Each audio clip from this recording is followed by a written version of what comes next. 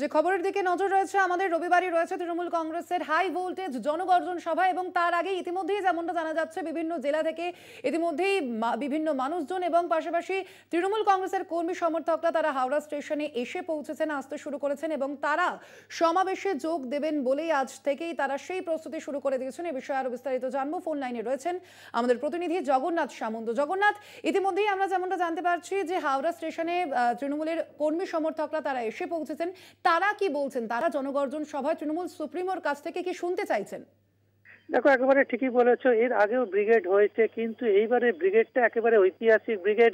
প্রায় দুদিন আগেই ব্রিগেডের সমাবেশে মানুষজন চলে এলো। মালদা থেকে মানুষজন ট্রেনে করে আসছে, বিভিন্ন জায়গা থেকে বাসে করে আসছে। হাওড়া স্টেশনে এখানে বিধায়ক গৌতম চৌধুরী তাদের থাকা খাওয়ার ব্যবস্থা করেছে। প্রায় 23 থেকে 24,000 মানুষজন এই হাওড়া অঞ্চলে থাকতে পারবে এবং তাদের কোনো রকম ভাবে অসুবিধে হবে না।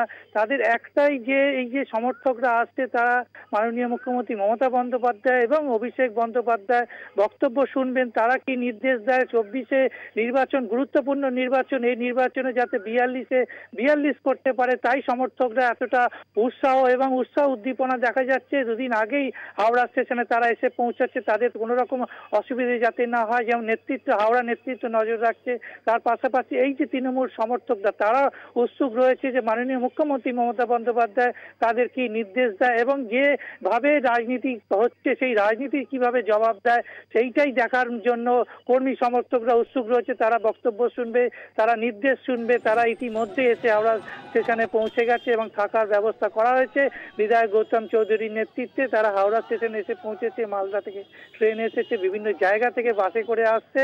এই রবিবার এই জনগর্জন সভায় তারা প্রস্তুত এবং নেতৃত্বের ভাষণ শোনা মমতা বন্দ্যোপাধ্যায়, অভিষেক বন্দ্যোপাধ্যায় কি নির্দেশ। একেবারেই জগন্নাথ, ধন্যবাদ তোমাকে। আমাদের সঙ্গে ছিলেন ফোন লাইনে আমাদের প্রতিনিধি জগন্নাথ সামন্ত। রবিবার রয়েছে তৃণমূল কংগ্রেসের জনগর্জন সভা এবং সেই সভায় অংশ নিতে ইতিমধ্যেই হাওড়া স্টেশনে তৃণমূল কর্মী সমর্থকরা এসে পৌঁছেছেন।